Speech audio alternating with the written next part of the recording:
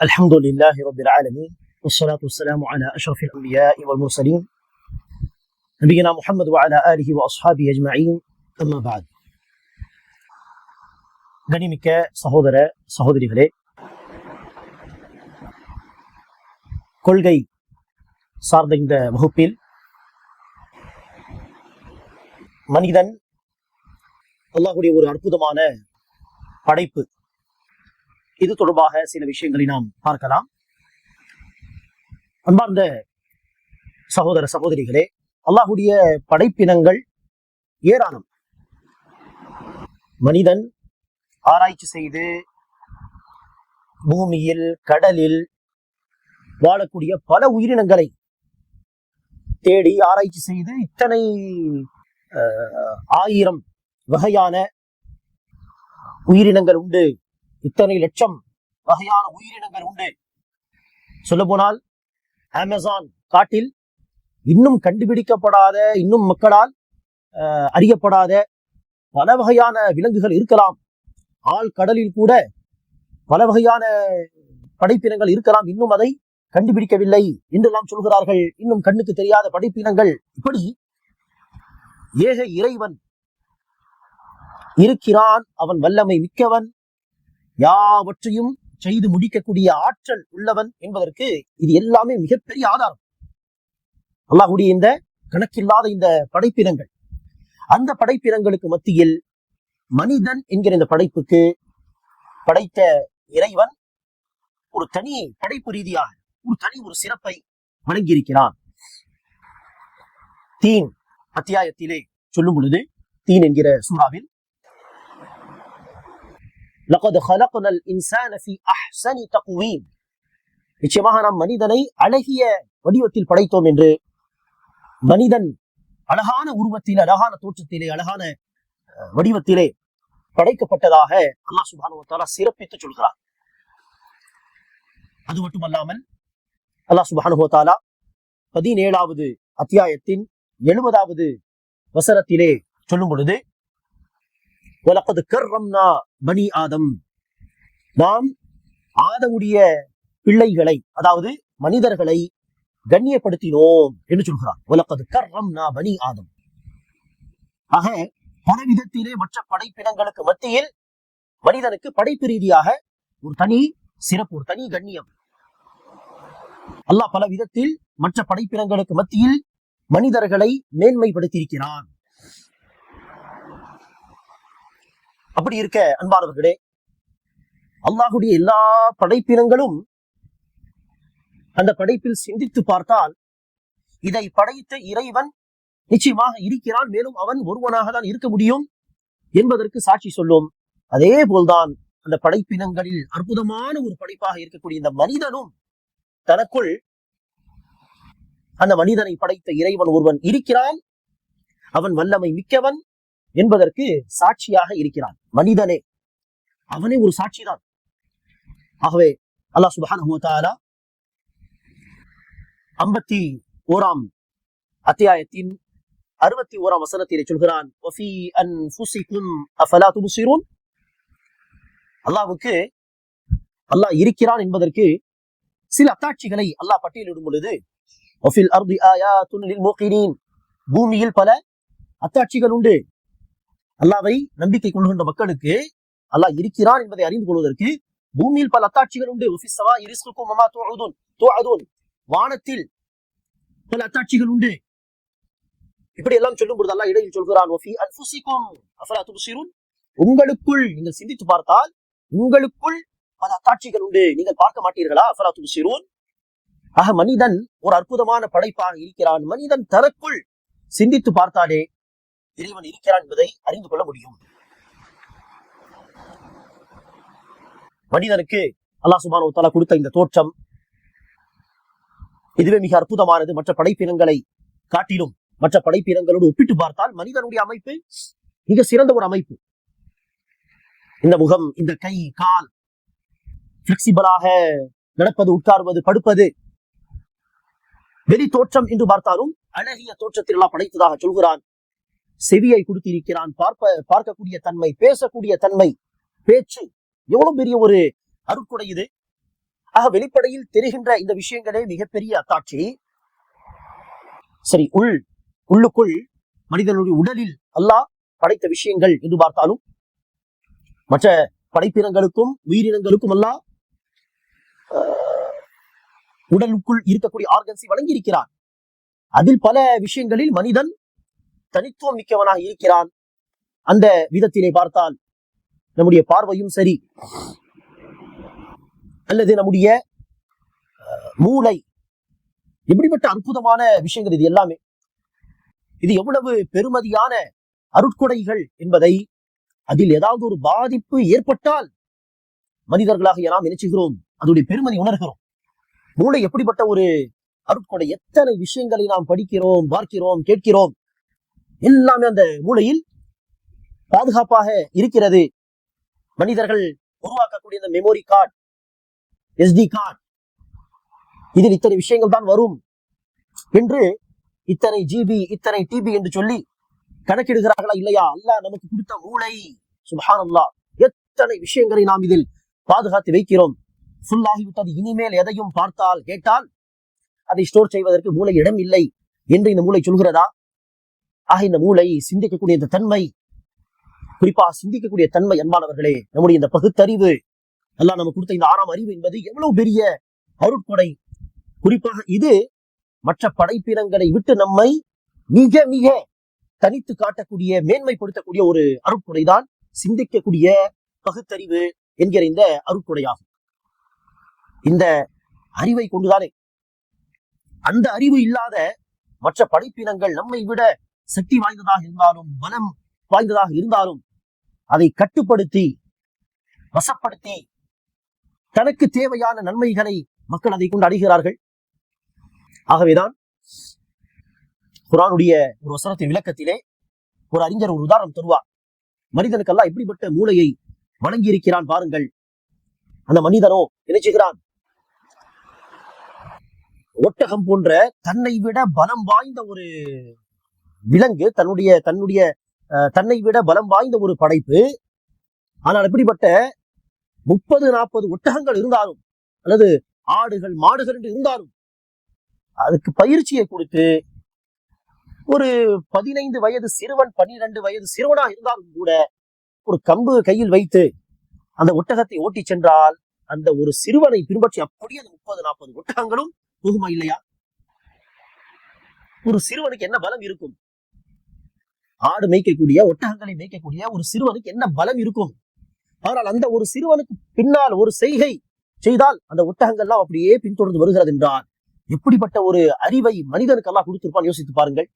இது அந்த காலத்துக்கு ஏற்ற ஒரு உதாரணம் என்று சொல்லலாம். இந்த காலத்தில் குறிப்பாக சென்ற 2 நூற்றாண்டுகளில் மனிதர்கள் இந்த உலக வாழ்க்கை ரீதியாக அடைந்திருக்கக்கூடிய வளர்ச்சி என்பது கற்பனையில் கூட கொண்டு வர முடியாத விதத்தில் உள்ள வளர்ச்சி. பல்லாயிர ஆண்டுகளாக மனிதர்கள் வாழ்ந்து வருகிறார்கள். அதில் குறிப்பாக இந்த கடந்த 2 நூற்றாண்டுகளில் அவர்கள் மிக பெரிய வளர்ச்சி அடைந்திருக்கிறார்கள் உலக ரீதியாக. அந்த அடிப்படையில் பாருங்கள், பிளைட், இந்த பிளேன் எவ்வளவு பெரிய பிரம்மாண்டமான ஒரு வாகனம், பறந்து செல்லக்கூடிய வாகனம். ஆனால் கற்பனை செய்து பாருங்கள், அவ்வளவு பெரிய வாகனம். அந்த வாகனத்தில் ஒரு பைலட், 2 பைலட்டுகள் அந்த பிளைனுக்கு முன்னால் இவரோடு இருப்பார்கள். 2 பேர் உட்கார்ந்து அந்த பிளைட்டை, அந்த பிளைனை பறக்க செய்து ஓட்டி செல்கிறார்கள் என்றால் எப்படிப்பட்ட ஒரு மூளை எல்லாம் கொடுத்திருப்பான் மனிதனுக்கு. அதை உருவாக்கியதே மனிதனுக்கு இறைவன் கொடுத்த அந்த பெரிய அருட்கொடை சுட்டி காட்டுகிறது. அதை பறக்க செய்வது, அதை ஓட்டி செல்வது, இது எல்லாமே மனிதனுக்கு அல்லாஹ் கொடுத்த இப்படிப்பட்ட ஒரு அறிவாற்றலை சுட்டி காட்டுகிறது என்பதை சிந்தித்து பாருங்கள். ஆகவேதான் இந்த காரு, பஸ், இந்த ஏரோப்ளைன் போன்ற வாகனங்களில் நாம் உட்கார்ந்தால் ஓத வேண்டிய துவா என்ன? சுப்ஹானல்லதி சஹ்ஹர லனா ஹாதா வமா குன்னா லஹு முக்ரினீன் வ இன்னா இலா ரப்பினா லமுன்கலிபூன். இந்த விஷயத்தை, இந்த வாகனத்தை நமக்கு வசப்படுத்தி கொடுத்த அந்த அல்லாஹ்வுக்கே புகழ் அனைத்தும். அல்லாஹ் பரிசுத்தமானவன். சுப்ஹானல்லதி சஹ்ஹர லனா ஹாதா, இந்த வாகனத்தை நமக்காக வசப்படுத்தி கொடுத்த அந்த அல்லாஹ் மிக பரிசுத்தமானவன். வமா குன்னா லஹு முக்ரினீன், அல்லாஹ் இதை நம்முடைய கண்ட்ரோலில் கொடுக்காமல் இருந்திருந்தால் இந்த வாகனத்தை நாம் கண்ட்ரோல் செய்யக்கூடியவர்கள் அல்ல. அல்லாஹ் அதை வசப்படுத்திய காரணத்தினால் தான் நாம் அதை கண்ட்ரோலில் வைத்து பயன்படுத்துகிறோம். நாம் எல்லோரும் அல்லாஹ்வை நோக்கி திரும்பி செல்ல போகிறோம். இது அந்த காலத்தில் ஒட்டகத்தில் உட்கார்ந்து இந்த துவாவை, இந்த பிரார்த்தனை படித்தாலும் சரி, மனிதனை விட அந்த ஒட்டகம்தான் பலம் வாய்ந்த விலங்கு. அல்லாஹ் அந்த ஒட்டகத்தை மனிதனுக்கு வசப்படுத்தி கொடுக்காமல் இருந்திருந்தால் தன்னை விட பலசாலியாக இருக்கக்கூடிய அந்த ஒட்டகத்தை தன்னுடைய வேலைக்காக அப்படி சுமையை போட்டு பயன்படுத்த முடியுமா? அது அனுமதிக்குமா? அல்லாஹ் தான் மனிதனுக்கு பகுத்தறிவை கொடுத்து ஒட்டகத்தை தனக்காக பயன்படுத்தக்கூடிய அந்த ஆற்றலை கொடுத்திருக்கிறான். நான் சொன்ன அந்த உதாரணத்தில் பிளைட் எப்படிப்பட்ட பிரம்மாண்டமான ஒரு வாகனம் அது.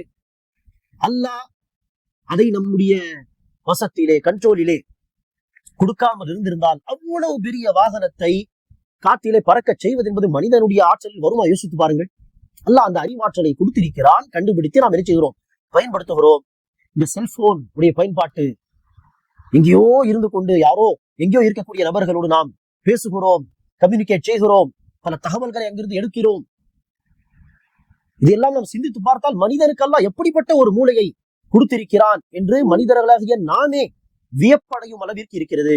ஆக இப்படிப்பட்ட அறிவால், தன்னுடைய உடல் அமைப்பால், தனக்கு உள்ள சக்திகளால் மேன்மையாக இருக்கக்கூடிய, மேன்மைப்படுத்தப்பட்ட ஒரு நிலையில் இருக்கக்கூடிய மனிதன் தலையை சாய்த்து, தரையில் தன்னுடைய தலையை சாய்த்து வணங்குவதாக இருந்தால் அந்த மனிதன் யாரை வணங்குகிறானோ அந்த விஷயத்துக்கு மனிதன் என்கிற ஒரு அற்புதமான படைப்பு தலையை வைத்து வணங்கப்படுகின்ற அந்த தகுதி இருக்க வேண்டுமா இல்லையா? அப்படி இருக்க மனிதர்களாகிய நாம், அற்புதமான சிந்திக்கக்கூடிய பகுத்தறிவு உள்ள மனிதர்களாக இருக்கக்கூடிய நாம் என்ன செய்யக்கூடாது? சிந்திக்காமல் யாரையும் போய் வணங்கக்கூடாது. மாறாக நாம் யாரை வணங்குகிறோம், அதற்கு நான் வணங்குகின்ற தகுதி இருக்கிறதா என்பதை சிந்தித்து பார்க்க வேண்டுமா இல்லையா? அப்படி இருக்க அல்லாஹ் எனக்கும் உங்களுக்கும் படைப்பினங்களுக்கு முன்னால் அற்புதமான ஒரு படைப்பாக இருக்கக்கூடிய மனிதன், அந்த மனிதனுடைய உடலில் மிக அற்புதமான ஒரு இடம்தான் இந்த நெத்தி இல்லையா? இதை விட கண்ணியமான ஒரு விஷயம் எதுவும் கிடையாது. அல்லாஹ் மனிதனை கண்ணியமான ஒரு படைப்பு என்று சொல்கிறான். அந்த மனிதனுடைய படைப்பில் மிக கண்ணியமான இடம் எது? இந்த முகம்தான், இந்த நெற்றி தான் இல்லையா? யாராவது நாம் கீழே உட்கார்ந்து இருக்கிறோம், நம்முடைய காலை யாராவது தெரியாமல் தட்டி விட்டு மிதித்து விட்டு போய்விட்டால் சாரி என்று சொன்னால் சரி, ஓகே, பிரச்சனை இல்லை, இட்ஸ் ஓகே என்று சொல்லுவோம் இல்லையா? நம்முடைய காலில் யாரோ காலை மிதித்து விட்டு சென்று விட்டால் தெரியாமல் செய்து விட்டு சொன்னால் இட்ஸ் ஓகே, பிரச்சனை இல்லை சொல்லுமா இல்லையா? ஆனால் படுத்து இருக்கிற முகத்தில் யாராவது காலை வைத்து மன்னிக்க வேண்டும், தெரியாமல் வைத்து விட்டு சொன்னால் என்ன செய்வோம்? யோசித்து பாருங்கள். ஆக இந்த மனிதனுடைய அமைப்பே மிக கண்ணியமான ஒரு அமைப்பு, கண்ணியமான ஒரு படைப்பு என்று சொல்கிறான். அந்த படைப்பிலும் மிக கண்ணியமான இருந்தால் இந்த முகம், இது நெற்றி. அந்த நெற்றியை கொண்டு போய் நாம் ஒரு சிலைக்கு முன்னால், கடவுளாக நினைத்து ஒரு மனிதனுக்கு முன்னால், அல்லது ஒரு சமாதிக்கு முன்னால், தர்காவிலே ஒரு சமாதிக்கு முன்னால் போய் சாய்க்கிறோம் என்று சொன்னால் பகுத்தறிவு வழங்கப்பட்ட இந்த மனிதன் சிந்தித்து பார்க்க கூடாதா? அற்புதமான ஒரு படைப்பாக இருந்து கொண்டு இந்த படைப்பின் மிக கண்ணியமான இந்த இடத்தை கொண்டு போய் நான் இங்கு சாய்க்கிறேனே, இது என்னுடைய கடவுளா? என்னுடைய வணக்கத்திற்கு தகுதி உள்ள ஒன்றா? இது சிந்தித்து பார்க்க கூடாதா இல்லையா மனிதன்? பகுத்தறிவு ஏன் இந்த விஷயத்தை சிந்தித்து பார்க்கவில்லை என்று சொன்னால் பகுத்தறிவுடைய பிரயோஜனம் என்ன? ஆக சிந்தித்து பார்த்தால் நிச்சயமாக விடை கிடைக்கும். என்னுடைய தலையை வைத்து சாய்த்து வணங்குவதற்கு படைத்த இறைவனை தவிர யாருக்கும் அந்த அருகதை, அந்த ரைட்ஸ் கிடையாது என்கிற ஒரு பதிலை ஒரு மனிதன் நிச்சயமாக அடைவார். சிந்தித்து பார்க்க வேண்டும். நபிகள் நாயகம் ஸல்லல்லாஹு அலைஹி வஸல்லம் அவர்களை நம்பிக்கை கொண்ட தோழர்கள் ஒருவர், அவர் தான் வணங்குகின்ற சிலைகளை வணங்குவதற்காக அந்த சிலைகள் வைக்கப்பட்ட இடத்துக்கு வருகிறார். வந்து பார்க்கும் பொழுது சரியாக ஒரு ஓநாய் அல்லது நரி என்ன செய்கிறது? அந்த சிலைக்கு அருகில் நின்று அல்லது சிலை மீது சிறுநீர் கழிக்கிறது. வரும்பொழுது இதுதான் அந்த காட்சி.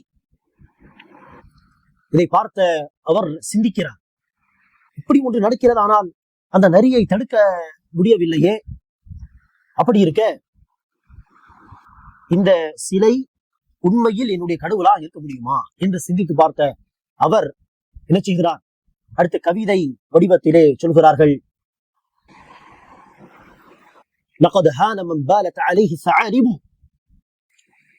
நான் யாரை கடவுளாக நினைக்கிறேனோ அது ஒருபோதும் கடவுளாக இருக்க முடியாது. ஏனெனில் யார் மீது இந்த நரி சிறுநீர் கழித்து விட்டதோ அது நிச்சயமாக இழிவாகிவிட்டது, அது கடவுளாக இருக்க முடியாது என்று அந்த ஒரு பாயிண்டில் சிந்தித்து பார்க்கிறார். அதுக்கு முன்னால் நான் என்னுடைய தலையை கொண்டு போய் சாய்க்க கூடாது, என்னுடைய வணக்கத்துக்கு அதுக்கு தகுதி கிடையாது என்பதை உணர்கிறார். ஆக அன்பானவர்களே, மனிதர்களாகிய நாம் அல்லாஹ்வுடைய மிக அற்புதமான ஒரு படைப்பாக இருக்கிறோம். நமக்குள் பல அத்தாட்சிகள் உண்டு. அந்த அத்தாட்சிகளை கொண்டு இதை கொடுத்தது யார்? இந்த அமைப்பை படைத்து கொடுத்தவன் யார்? தாயின் கருவறையில் இருக்கும் பொழுது இந்த முகத்தை, இந்த கை காலை வடிவமைத்தவன் யார்? வெளியே வந்த பிறகு பசித்தால் அழ வேண்டும், அடுத்தால்தான் தாய் பால் கொடுப்பாள் என்கிற அந்த அறிவை கொடுத்தது யார்? கொஞ்சம் கொஞ்சமாக வளர வளர கல்வி, அனுபவங்கள், பல விஷயங்களை கொண்டு மற்ற படைப்பினங்களுக்கு மத்தியில் ஒரு சிறந்த வாழ்க்கை, ஒரு தனிப்பட்ட ஒரு வாழ்க்கையை வாழக்கூடிய அந்த பகுத்தறிவை கொடுத்தது யார்? இந்த உடலுக்குள் இருக்கக்கூடிய பல அருட்கொடைகளை கொடுத்தது யார்? இந்த பார்வை, கேட்கக்கூடிய தன்மை, மிகப்பெரிய ஒரு அருட்கொடை இந்த பேச்சு, இதை கொடுத்தது யார்? சிந்தித்து பார்த்தால் நிச்சயமாக இவை அனைத்தையும் கொடுத்த இறைவன் இருக்கிறான். வெறும் அவன் ஒருவனாதான் இருக்க முடியும். சில மனிதர்களுக்கு ஒரு கடவுள், மற்ற சில மனிதர்களுக்கு அடுத்த கடவுள் என்பது சாத்தியமே கிடையாது. அத்தனை மனிதர்களுக்கும் ஒரே இறைவன் தான் என்கிற ஒரு பதிலை நம்மால் அடைய முடியும். ஆக நாம் இதை நம்பிக்கை கொண்ட மக்களாக இருக்கிறோம் என்று சொன்னால் இதை உளப்பூர்வமாக இன்னும் உறுதியாக நம்ப வேண்டும் என்பதற்காகவும், தேவைப்படும் பொழுது நம்மை சார்ந்த மக்களுக்கு இந்த விஷயங்களை சொல்லி அவர்களையும் சத்திய கொள்கையின் பால் அடைப்பதற்காகவும் இந்த விஷயங்கள் சொல்லப்படுகிறது. ஏக இறைவனாகிய அல்லாஹ்விடத்தில் நாம் பிரார்த்தனை செய்கிறோம். இறைவனை உண்மையான விதத்தில் அறிந்து, அவனுடைய தன்மைகளை கொண்டு அவனை சரியாக அறிந்து, அவனை நெருங்குவதற்கான, ஒவ்வொரு நாளும் அவனை நெருங்கி செல்வதற்கான வணக்க வழிபாடுகளில் ஈடுபடக்கூடிய பாக்கியத்தை தருவானாக. இறுதி மூச்சு வரை அவனுக்காக மட்டுமே வணக்க வழிபாடுகளை செய்யக்கூடியவர்களாக, மரணித்த பிறகு அவனை மட்டுமே வணங்கி வழிபட்ட நிலையில் மரணித்த நம்பிக்கையாளர்களாக நம்மை நாளை மறுமை நாளிலே ஏக இறைவனாகிய அல்லாஹ் எழுப்புவானாக. ஆமீன். அஸ்ஸலாமு அலைக்கும் வரஹ்மத்துல்லாஹி வபரகாத்துஹு.